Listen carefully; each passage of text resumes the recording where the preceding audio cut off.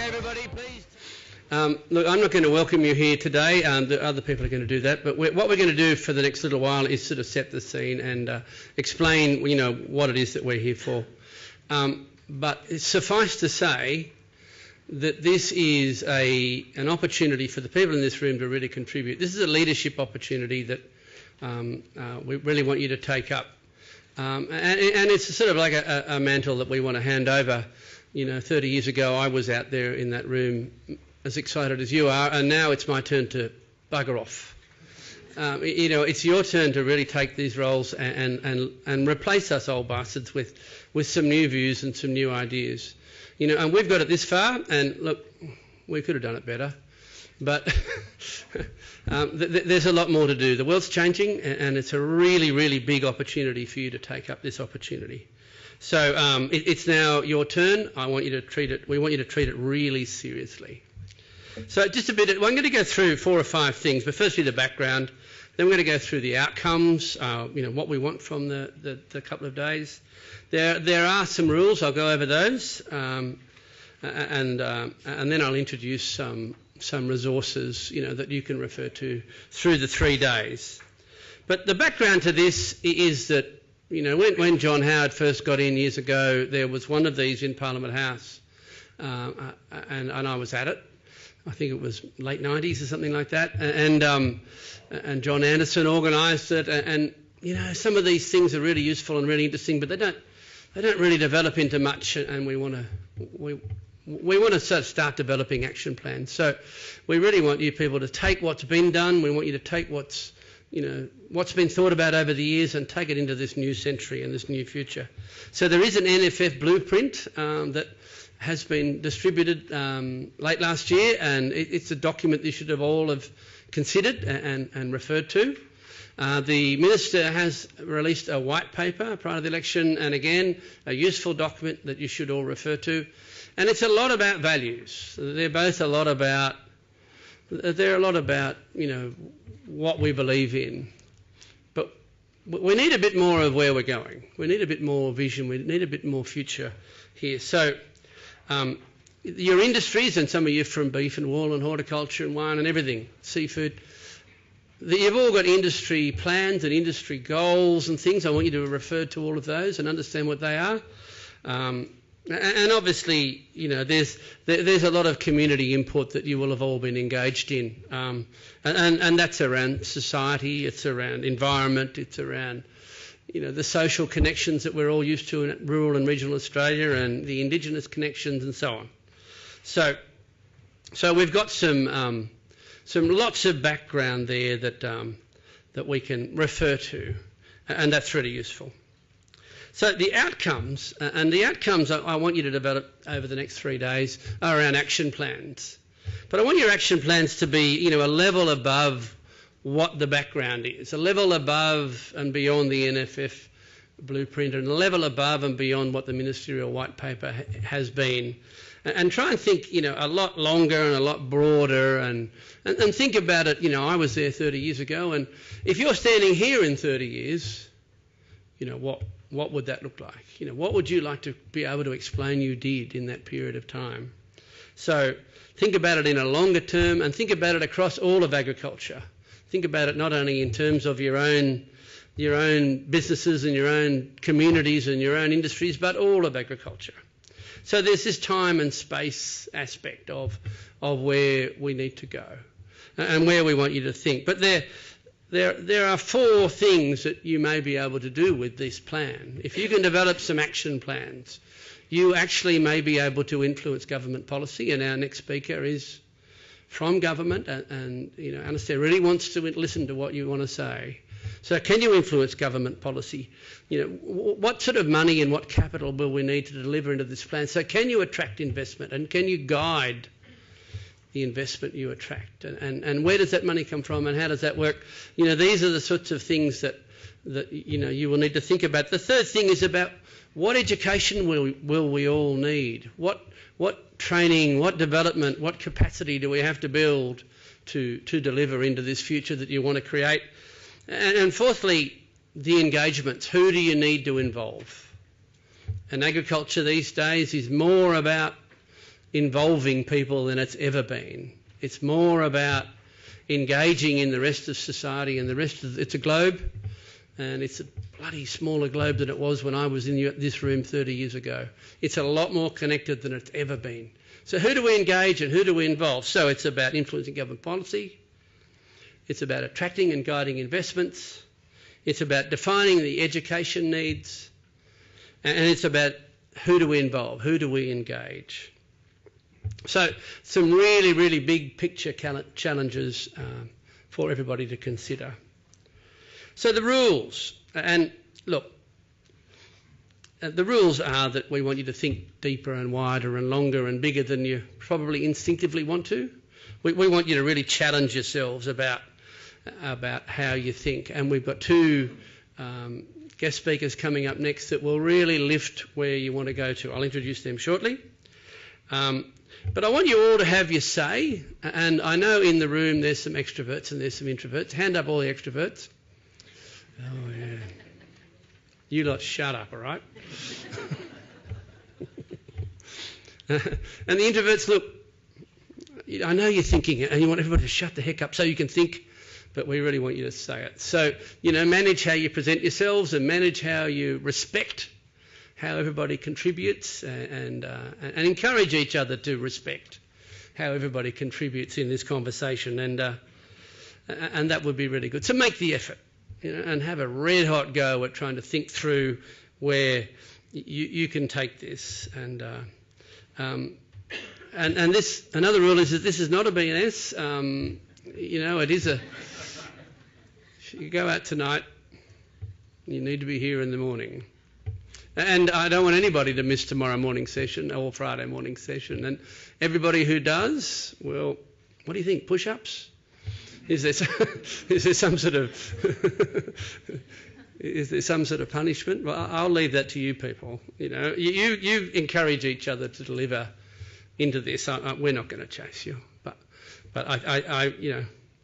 we will be disappointed if you don't. And look, you won't be invited back next time. So we really want you to sort of have a go and respect the investment that these people have made in you. The Rurdick and the department and have really invested. It's a very expensive exercise to bring all of you together. You've all been flown here, so respect that and value it. It's a privilege you've been given to use it. To turn your phones off. Don't rush out and take the call. That irrigator will go for another hour. It'll be fine. There'll be something on your farm that'll need your urgent attention, but it won't. Just try and think through what it is that you needed to do here. We've got some experts, so I want you to bounce your ideas off them and engage them. Really listen and value to what they have to say, and try and get from them some guidance to guide your view. But you use them as a bit of a sounding board. What do you think if, or how far can we go with this? And actively listen. And do you know what actively listen is? Actively listen is to listen properly. Don't listen to somebody and formulate what you're next about to say. Try and listen to them and understand what they're saying. Try and actively listen to the message they're trying to give it, so you give them some empathy. And some of you will have hobby horses. Some of you will come here with a single issue that you want to extend and everybody to understand. Well, that's good, but look, unsaddle your hobby horse, tie him up outside, give him a feed, a bucket of water, he'll be fine. Just go easy on the hobby horse, and try and be more than binary. Try and be more than black and white. Try and be more than good and bad. Try and really understand what each other are saying, and try and really get your head into how everybody's thinking and what that means. And look. There's a social media aspect to this, and we'll put up the slide shortly on all of the social media. So if you're on your phones, make sure it's to tweet something positive, and you don't want to be a smarty pants, or you want to be negative. You want to be trying to get something out of what the day is. So the rules are to actively listen, to engage the experts, to respect the investment that people have made in you, but have your say and listen to others, and think longer and wider and deeper than you probably normally would. So at the end of the day, at the end of the 3 days, we want to develop some action plans. So we want to identify, as I said, the policy, the education, the investments and the engagements. We want the action plans to think about agriculture generally, your industry, your business and you personally. We want you to think very, very long, but we want to know what you're going to do on Monday. When you get home, what are the first steps to that action? We're not just going to leave this long-term plan out there and just forget about it. What are the next steps? So how are you all going to engage with yourselves? And what are the communities of interest that we can build from within the room to take this forward over a longer period of time? So that temporal nature of the plan, the long-term and the immediate, and how do those all connect is really important. And then the post-conference is around the how. How do we make that happen? Let's not focus too much over the next 3 days on the how. Don't get lost too much in the practicalities of it. Really focus on the what's. What can we achieve? Why is that important? Those bigger, higher order questions before we get to the how. The how will be the difficult bit, but we'll get to it. So the outcomes are around an action plan, those 4 headings. Think about it in terms of your agriculture, yourself, your business and your industry. Think about it in terms of time, long and short, very long and very short. And after the conference, how are we all going to connect? We need to think about that. So the resources we have in the room are pretty intensive. And firstly, we have the Sefton's team. Can the Sefton's team put their hands up? So Sefton's PR are from, how many have we got there? Mel down the back. Mel's the main organiser. There's a few more in the room somewhere.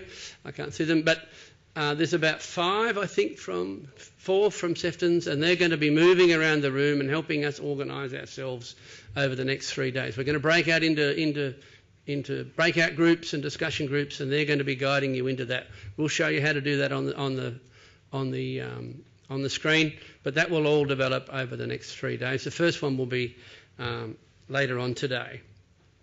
We also have some social media links. Can we put up the social media slide? There's going to be hashtags and all sorts of things up here that you're probably far more familiar with than me. But, really have a look at these and engage in those. And if you want to put a view, you want to put a thought, you want to put something constructive, this is where we can do this. But also, in terms of resources, we have 2 of the most respected journalists, agricultural journalists in the country with us today, who I'm going to ask to speak now. We have Sally White, who's the business manager at Fairfax, and Sally's been an editor at The Land and a very experienced journalist. She's from Moree. Nothing she probably hasn't seen in agriculture. It's going to be a really useful insight. And we have Sean Murphy from Landline. And all of these people, both of these people you will have seen often. Sean's been a Rural Journalist of the Year and he's been awarded around the world, and he's from Bondi. He's a hipster from Bondi. So it's going to be a really interesting opportunity to bounce off these people what your thoughts are and be encouraged by them for them to think, get you to think beyond where you're thinking today. So it's going to be a really, really fun 3 days. I want you to really be positive. I want you to really enjoy it and have a red-hot go at trying to come up with some plans and some futures that so you can stand here in 30 years and say, this is what we did. This is where we wanted to go, and this is how far we got on that journey. The world's changing. You can see that change far better than I can. We want that view. We want that contribution. So please, can I welcome the wonderful Sally White?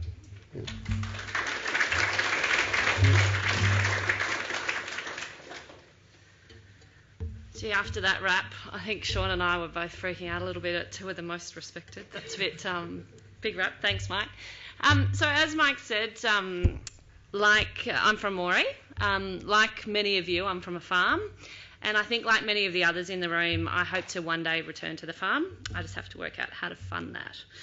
So as Mike mentioned, so I'm a former editor of The Land. My role now is actually managing a group of mastheads that stretch from Sydney through to Nyngan.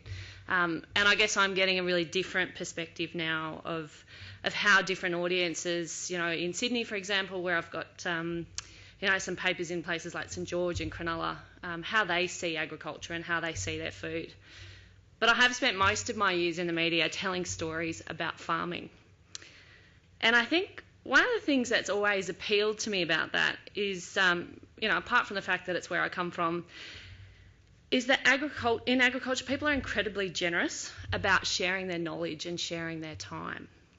It's always really impressed me that people are willing to open their farm gates and spend hours with you, sharing their story because they're proud of what they do, and also because they know that they've read and watched stories over the years where they've picked up ideas from other farmers too. And I just don't think that's a trait that's common to other industries.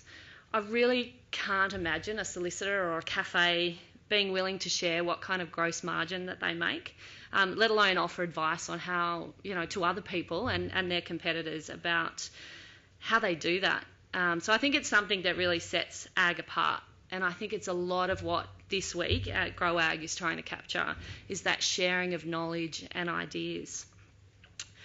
And it's not new either. When the land was founded by a group of farmers over 100 years ago, that's what its whole purpose was about, which was about sharing ideas and sharing knowledge and experience. But now, I think more than ever, ag needs bright ideas and new ways of thinking. I saw a T-shirt about farming on Facebook the other day. Some of you might have seen it. And it defined farming as the art of losing money while working 400 hours a month to feed people who think you are trying to kill them. And it made me laugh, but I think it kind of sums up some of the biggest challenges that we see in ag at the moment. How do we make money instead of lose it? How do we work smarter and not harder? And how do we try and reposition ag as a source of nutritious, clean green food and sustainable fibre? So I guess my challenge for you over the rest of this week is to redefine farming. Come up with a new T-shirt that you and future generations want to wear. And as a cotton grower's daughter, please make it out of cotton. So Sean and I have both covered, a lot of stories over the years, and I think the stories that really stick in my head from almost 20 years in rural media are those of the true game changers. People like John Ive at Yass, who looked at climate change and instead of debating the science, started thinking about how he would vary his pasture mix to fit with predictions of drier, shorter growing seasons. Operations like Beetaloo in the Territory, I'm not sure if people have heard about that, but it's an incredible operation that's really shown the power of what you can do when you add water by rolling out thousands of kilometres of polypipe, fencing and hundreds of water tanks. And look, we've got one of them in this room. I can remember doing a story with Mike in probably the late 90s. Please tell me everyone was born in the late 90s. In this room. And, Mike has, the first farm in the world to become internationally certified under ISO 14001 for an environmental management system. Even now, that is so far ahead of the curve. Globally, the businesses that I look at as some of the most successful and the strongest brands out there today are also those game changers. Think about Airbnb. 8 years ago, it was literally a couple of blokes who came up with the idea of renting out some air mattresses in their apartment to complete strangers to help them pay their rent. It's now valued at $30 billion. It's the biggest accommodation provider in the world, and it owns no property. So I guess to wrap up, I'd like you to think about what will be the Airbnb of ag and what's stopping you driving it. I kind of see our role here for Sean and I, and even for Mike, I think this week, as the official backup dancers. But I think you guys are the real stars of the show. You're Beyonce. So as 100 of the brightest and the best, being selected to be here, I'm really interested to hear what you think, not what you think the industry wants to hear, and not what you think we've already talked about for years and years and years. And if you are going to invent Ag's B&B, please let me know so I can get in on the ground level. Thanks very much.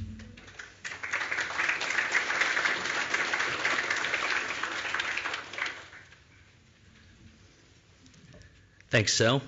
It's a hard act to follow, so how about a joke?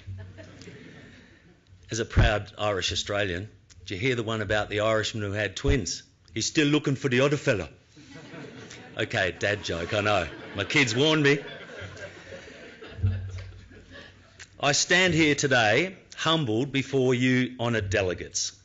You're a new generation, hopefully ready to take Australian agriculture into a brave new world of technological change, volatile global markets dominated by an emergent middle class in Asia, and consumers increasingly wanting a story with their produce, proof of provenance and sustainable ethical production. I have to say I was a little bit perturbed to read the conference program and see myself listed as a commentator. I've worked as a journalist for more than 35 years, trying to be fair and balanced and keeping my opinions to myself. I'm a professional fence sitter and I've got the splinters to prove it. I'm an observer, and over the last 15 years in particular working for Landline, one thing I have observed working in regional and rural Australia is that you get the benefit of the doubt. There's no such thing as a stupid question. So I'm hoping you'll adopt that attitude over the coming days and let your curiosity reign freely. Let your imagination be your only limitation. Trust your instincts. Be guided by your own stories, your fears, your hopes and dreams, and the interests of your employers, your colleagues, your partners, and your families. I'll let you in on a little secret too, although my shaky voice is probably a dead giveaway. I'm nervous standing here, and that's okay too, because I'm sure some of you will be too. It'll be confronting standing up before your peers, asking questions and offering your own opinions, but be brave, be bold, and encourage and support each other where you can. Now, I do live in Bondi. I'm not a farmer. I'm not a businessman. I'm not a technology developer. I'm not an expert in the field or an advocate for anything other than telling a good story. But I am a consumer, and I've got a wife and 2 daughters who buy what Australian farmers produce and who will benefit from the contribution those same farmers make to a more prosperous nation. I have a wife who is a virtue purchaser. Sure, price is important, but she'll make decisions at the checkout based on what she perceives is sustainable, ethical production. She'll only eat free-range eggs and chicken. She prefers lamb because she thinks it's more natural, fed on rain and sunshine, rather than a feedlot ration. She won't buy $1 a litre milk, and she thinks farmers should get a fair farm gate return. She likes the idea of traceability. She's scared of genetic modification, although she doesn't really understand it, and she has no idea that GM technology is leading to crops that need fewer of the synthetic chemicals that she worries are in the supply chain. She can't understand how governments could put the short-term gain of coal seam gas deposits ahead of irrigated agriculture that can sustainably produce food into the future. She's concerned about climate change, and she and my daughters are adept at social media and prepared to join campaigns and use the power of their opinions. So in part, I represent them here, and some of my questions will be informed by that privileged, middle-class, urban perspective. I feel privileged to be here, and I'm privileged also to have a job that takes me around Australia and in some cases exposes me to the sorts of amazing innovations that we'll hear about in the coming days. I'm hoping to be inspired by you as we look at some of these new technologies that are already reshaping agriculture and grapple with some of the challenges that come with change. Indeed, change fatigue may well be one of them. The Australian government is hoping that agriculture will grow to a $60 billion industry in 15 years. What about in 30 years' time? Will the family farm as we know it survive? Will there be fly-in, fly-out workers? Will there be much need for unskilled workers at all? Or will driverless machines, drones and robots reign supreme? Is our 3 to 4 year political cycle preparing us for the challenges of the future? Should there be incentives to train more young men and women as agronomists and agricultural scientists and data analysts? And is the education system generally doing enough to equip all of us for the challenges and benefits of the digital age? Australia's digital IQ is worryingly already 2% below the global average. And what about access to data in the bush? Is that the elephant in the room here?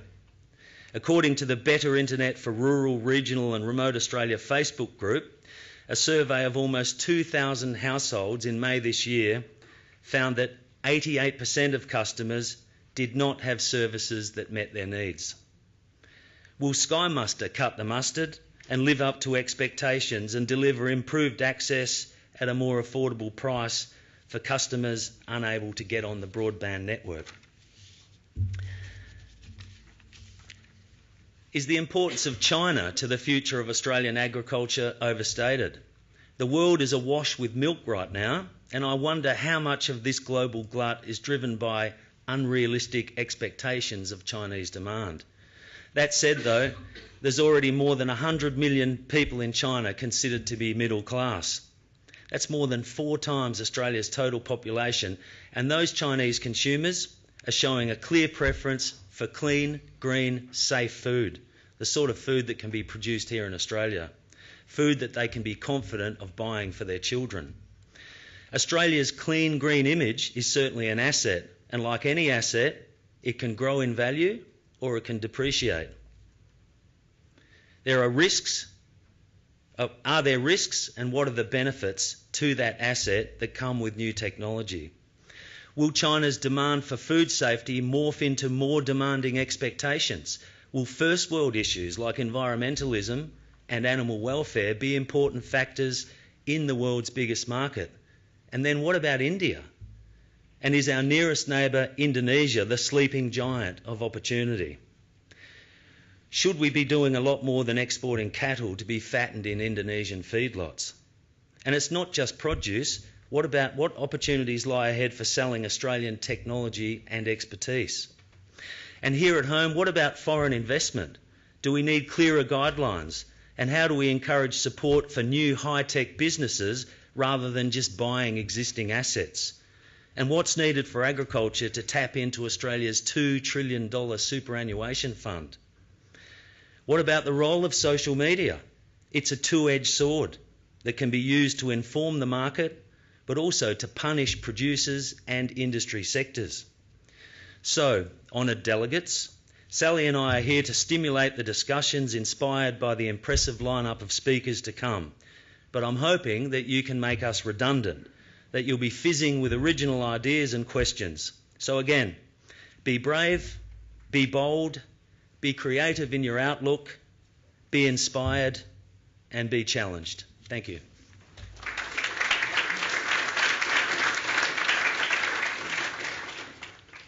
How good is that?